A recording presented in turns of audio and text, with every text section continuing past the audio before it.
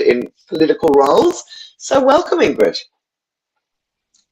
Oh, thanks, Jules. And thank you so much. And congratulations. We met at Hobson's Bay promoting amazing small businesses, although you're not small anymore. So fantastic to be here.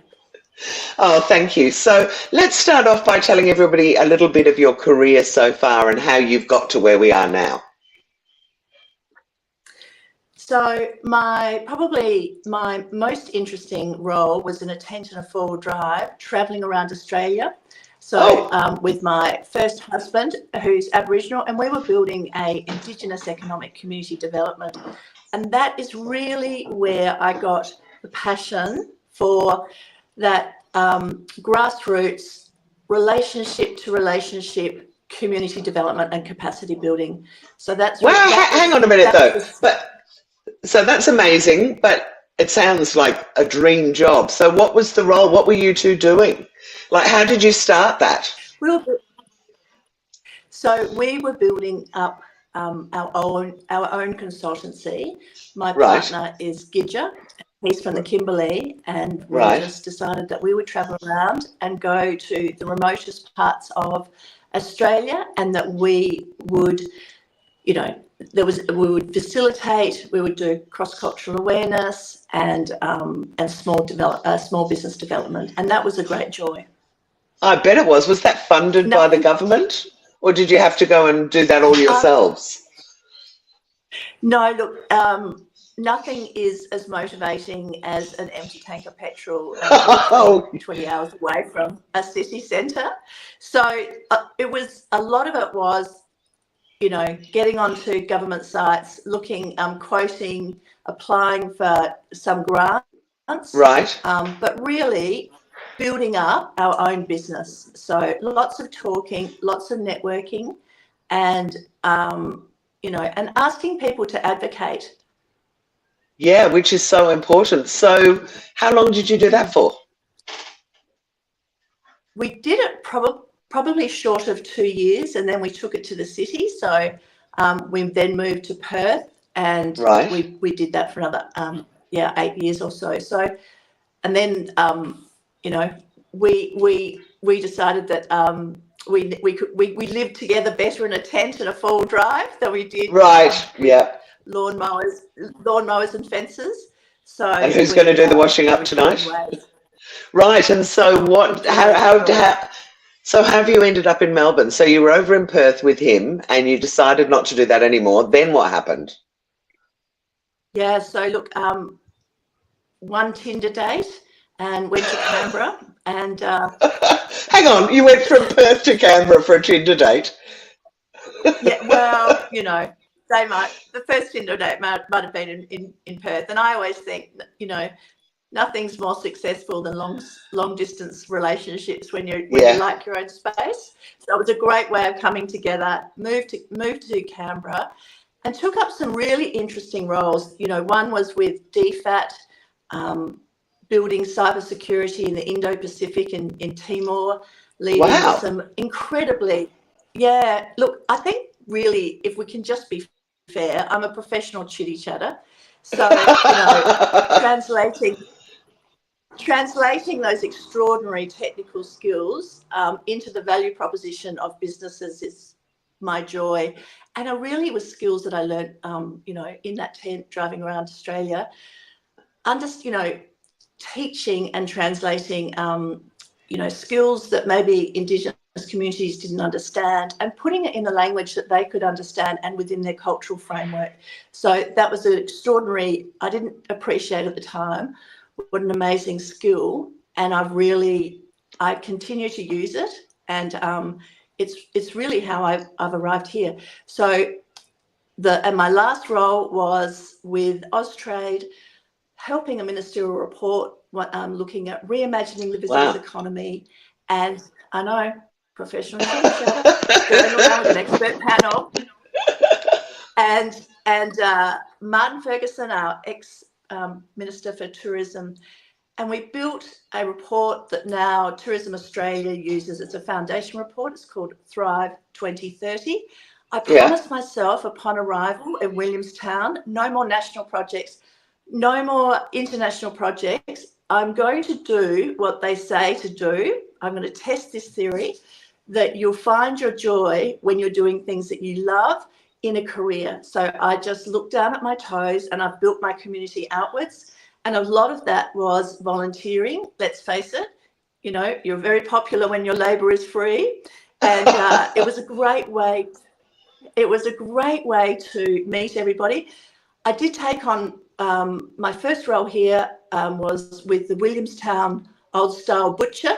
I put on a butcher's hat, and then because I wanted to meet my community, and I thought, what a better way than working in a butcher shop and where everyone's every day. But, yeah, well, I'm no fainter, but I nearly fainted on my first day. It was just, you know, I thought I was country girl hardened, and that was not the case. So, look, it was a brilliant idea with a short-lived career. Butchering was not my pathway. Then I've recently set up.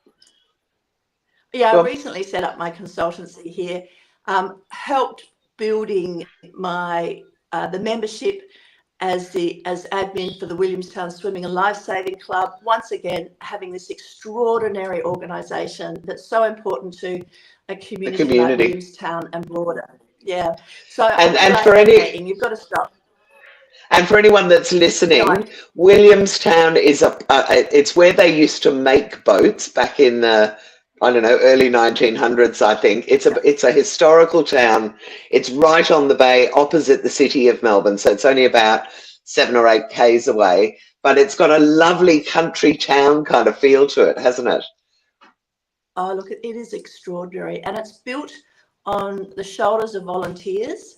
They're just enormous part of our community, and that's where I really thrive. And so I decided I'd set up a consultancy. I'd get an ABN, which I did in my own right, and then I took on a role with Williamstown Chamber of Commerce, building up that economic relationship and organisation, the chamber. So it started off, 20 plus members when I started, and then when I most recently have 70 plus members. So wow, fantastic. Okay, so you've always been, it sounds like anyway, fueled by social justice and out there trying to help others and build communities, which kind of makes the next question a little bit redundant. But why did you get into politics? Or what was it? Actually, let me ask you the question I ask female founders, which is, was there a light bulb moment? Was there something that happened that you just went, right, I'm going to give it a go? No. No, there was. Like so many important roles to get women into politics. And as you know, Victoria at the moment has got a charter of getting women politics 50-50 into local government by 2030. This is the last local election that they're going to have an opportunity to do it. So it was really a question from somebody who I respect so very highly, and it's been an amazing journey. And it was an invitation I accepted, and that was by Councillor Jonathan Marsden. So Jonathan had been with the Greens. Yeah, so, these male champions, and I went there amazing.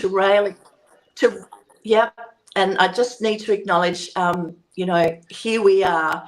So I went there to champion Jonathan and advocate for my commerce community of Williamstown and rail against, the challenges they're having for the high streets, and to, what can we do to rejuvenate this amazing historic cultural precinct. And 10 minutes in, he said, have you ever thought about going into politics? And I had said no, and he asked me if I would consider being his legacy and his he took the responsibility of holding and caring and championing his community very seriously, and he wanted to know that he had somebody that he could hand over, and this is with the Greens. He'd been with the council for two terms, and that meant that he was stepping away after 8 years. And I I must admit, I did confess that the conversation wasn't going in the direction that I thought it was going to go. Anyway, I walked away and thought about it deeply and thought, this is just the most extraordinary opportunity. This is exactly my comfort place of, getting people together, having new ideas, or, collaborating, joining different people that wouldn't normally join together, and what you can create from there is just exciting. So I accepted that kind offer. Well, I'm delighted you did. Now, let's just, though, talk about women politics, how difficult it is, how, we're obviously trying to get more women into it. Did you have a moment where you went, oh my God, I don't want to do that because they'll all come after me, the good and the bad? Or did you just say, no, I'm going to give it, I'm going to go for it? Was there any moment of trepidation where you went, I don't know whether I want to get into politics? Or are you just driven by this need to make change happen? Look, I did go away and think about it deeply, because I think because it is local government, you can't separate. The bit that I love is that you're going to be held to account in the Isle of Coles. You can't escape. Yeah. I'm a great believer that you should live in the suburb that you're prepared to represent and step forward. And so therefore, when you aren't doing, when you're doing things really well, that is a lovely relationship, and it's a really comfortable place to be in. The opposite side of that is that I've asked people, please let me know, if you want me to do something better, if you want me to champion something I haven't thought about it, just do it with kindness and compassion. It comes with a sense of responsibility, this notion that you have you have the right to, be unkind, really. I don't adhere to, and I'm receiving that. It's an interesting set of circumstances. I've always been great collaborators with politicians, whether they be federal, national, and all parties. Yeah. And one thing that surprised me is that I didn't expect my integrity to be held into question for having those great working relationships. And these have been long-term working relationships way before I've, even considered politics. And so is there criticism coming about being cross-platform, being about working with all different parties? Or is it something that they did or you did? No, look, it's about whether I'm truly a Greens. And one of the things that when Jonathan, one of the things that Jonathan, I declared immediately is, well, I'm actually I'm pretty sure that my Labor Party membership has expired, but just so you know, I'm not a member. I have let it lapse because I was disenfranchised with resource mining and not enough protection for our environment, particularly being Williamstown, as we are surrounded by coast, and of course, as we know, this is a fragile community that could suffer at the hands of climate change. So we're vulnerable, and I just felt that this was the right fit for this community in politics. Right. However, great believer that you actually are advocating what your town and your electorate want, and have asked you to, not necessarily what the party politics are. And I'll give you a perfect example of this. As we know, we have an extraordinarily hideous human crisis in Gaza at the moment, and what's happening with Palestine. I've been asked and lobbied by a number of people with inside and outside of my party to sign a pledge about Palestine. Now, I would say to you that would be I would be representing my community if if Williamstown was deeply connected to that country. That isn't really reflected in my community, so I've chosen not to go out publicly. However, we are all beholden to the United Nations and agreement, and what Australia has signed and what we do, from good morals. So it's an interesting, these are interesting conversations that are coming into a time that probably local politics and local government haven't had to address. No, and so it's filtering down. We need back to basics. It's all about the rubbish. It's all about the roads. It's all about the rates. And, it's getting more sophisticated. And we are a more sophisticated organisation as a council, because the excitement of having an opportunity to have positive impacts into people's lives, like particularly if I reflect on my own situation when I was growing up my children, I was a single mother. I relied heavily on those maternal services, the library services, the sporting services, and they were all operated. And even the pool, and I think pools are the sports ovals for our entire community, for the elderly, no matter what whether you're recuperating. Yeah, very true. For your great mental health. Yes, sports, but teaching and learning, safety, they pools serve so many things for our community to keep us healthy and thriving. Yeah, absolutely. And I didn't answer that question. Well, see, you're practicing being a politician already. Come on, answer the question then. There's so many things to ask. So ask me again. What made me go in there? Yeah, so what made you go into politics? And I actually was having my hair done in Williamstown on the weekend and heard that there are only two people on the ticket this year, and both women. So I'm ecstatic about that, but clearly it's you I'm interviewing. So I'm interested to know. Fantastic. How hard was it to get into it? How did you get in?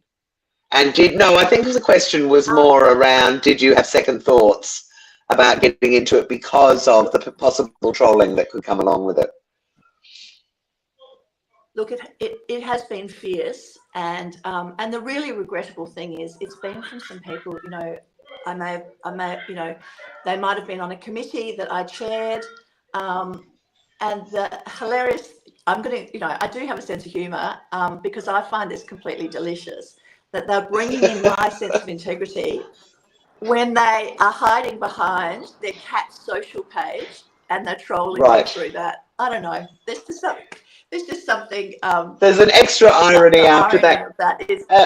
But also after that comment from Tim Waltz or whatever his name was about crazy cat ladies or whatever it is, it's even more funny if they're doing it from behind that under those circumstances. Honestly, so I've been very restrained, but I've taken some measures. The reality is, everybody has my phone number anyway, because I've been doing business and I'm in my community. So, they say, don't put your phone number on there, be very careful. Well, a quick Google search is going to show that. So that boat has already sailed. This was not in my planning, my plan. However, I'm relishing it. Go on. Well, I'm comfortable with people having different ideas, and I'm, in fact, some of them, I really do enjoy robust sharing and that rigor of conversation that allows you to say, no, I'm really sit comfortably with my ideas and what I'm trying to do. But that exchange of thoughts and those new ideas is what I welcome, because there's been some great outcomes, and they haven't been where I initially thought, we would agree on. So, yeah. Interesting, very interesting. So what are your political ambitions? I mean, if you got in, would you, and I'm asking you obviously very early days because you haven't got in yet, but if you got in, have you got ambitions to head up councils, to maybe take this into a state or a national level? Would we potentially be voting for you as Prime Minister? No, thank you, but thank you very much. Okay. No, so this is very community driven. Yeah, look, it really is. council, local government, community. You know, I'm on lots of committees for example, one that I've just commenced on is the Women's Advisory Panel through Hobson's Bay, and that's a wonderful collection of. Yes, I know. You know, and just, you know, I love it that there is one of doing. Well, it's extraordinary, and the thing that you'd love even more, Jules, is the amazing women that are in the room. I mean, really, come on and join. Like, so it's they're extraordinary. You know, they're purposefully, I guess, an ethically driven group of women with just such diverse social skills. Yeah. That I'm excited about what we can achieve. Oh, well, I'm excited about what you can achieve too. That would be fantastic. Yeah. I have to do a call out to another extraordinary woman, and that's my 92-year-old mother. Yeah. Who at 92 still makes blue tacks her stickers onto her car, you know, railing against the lack of support for the ABC, and she drives up on Saturday morning and gets a Saturday paper, and she buys it for all her neighbours. And so, to quote her, darling, that's so they read something other than the Audi catalogue. So she is. I better know what is current, and because I'm always being asked, and we're always having really engaging conversations. Oh, wow, that's amazing. Well, what a great role model for you. So what was her career? Was she very involved in community? It sounds like she might have been. Yeah, look, it's quite extraordinary because she's quite shy. Right. She had my brother and myself very late in life. She didn't work. She was a single mother, but she did a lot of volunteering, and she was quite determined that her children wouldn't be latched-door kids' children, to quote her. So great, Mum. And I think she made a lot of sacrifices. We were extremely poor. I remember having to go next door and buy and ask Mrs. Zulm if we could please have a roll of toilet paper. I also remember that some lime cordial ice cream topping was on sale, and she turned it into cordial. Well, we just thought that was the best thing ever. So I think it's given me. So I understand, you know, how to build community around people and families to help them be successful, but as well as businesses, because that's what makes a thriving community and a well-rounded community. Yeah. Wow, Ingrid, you are so inspiring. Gee, I hope you get in. I guess we've got to wait until Saturday week to find out. But we're going to have to wrap it up in a minute. So what would you like your final words to be? What do you want to say about A, women in politics, and B, what you're doing? Look, I just would like to say thank you. And the people that I haven't known, you know, 6 weeks ago, 8 weeks ago, this community that's railed together and rallied and, you know, spent hours helping me, supporting me, has been extraordinary. I could not have done this by myself. The wisdom that is in those quiet conversations when you pick up the phone to strangers or to people who want to know what you're standing for, often it's an area of their expertise. So I always walk away feeling inspired, you know, better informed, and it's been a joyful journey. Oh, well, I'm so delighted, and I hope that this inspired. There'll be other women listening or watching who will get inspired and go, you know what, if she can do it, I'll do it. Because that's the whole thing, isn't it, about, you know, if you can see it, you can be it. And you are absolutely leading the way there. So thank you so much, Ingrid. Oh, and I forgot to say now. Pleasure. Yeah, go on. I was going to say. So if anybody's. You go first. If anybody's thinking about this, I just need to let you know, they also do give you opportunities for childcare. So don't think with children it's a disadvantage. So yes. Oh, that's really good to know. And if somebody wants to get in hold of you or wants to have a chat with you about what you're doing, or maybe there's a woman listening who'll go, I want to do politics, I might go and chat to that woman. What's the best way for them to do that, Ingrid? So just jump on Facebook. It's ingrid.magtengaard.williamstown.ward. And I'm sorry it's so long, but... That's on Facebook, is it, or is that online? No, that's Facebook, and then we can chat from there. Yeah. All right, brilliant. You can also just Google me. Yeah, fantastic. At least there's not many with Magtengaard as a surname, so you must be easier to find. Exactly. Thank you so much for this great interview and for sharing a little bit of your journey. I could actually talk to you for hours, but we've run out of time.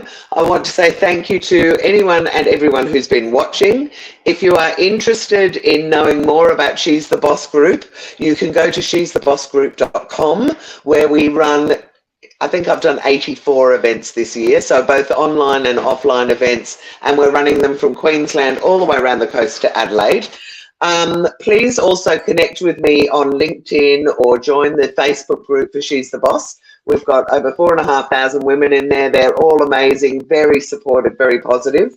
I also coach women in how to raise their profile and become more visible. And I'm a mentor and advisor. So if you like the sound of me and you want to have a chat about that, please get in touch.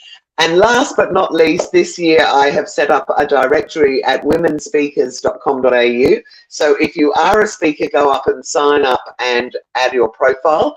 And if you're looking for speakers, and particularly for panels, because I have recently discovered that not only are 30% of speakers women, but, oh, that my ear bit fell out, but I also discovered yesterday that only 15% of panels on stages have got women in them. So we need to change all of that. So that can be found at womenspeakers.com.au. Ingrid, you're the best. Thank you so much. And I hope that, and this is the first time I've used this software for a live too, so I better go and check whether it actually did go out live. But thank you so much for giving us the time today. Jules, it was an absolute pleasure, and you are the boss. Thank you so much. Bye.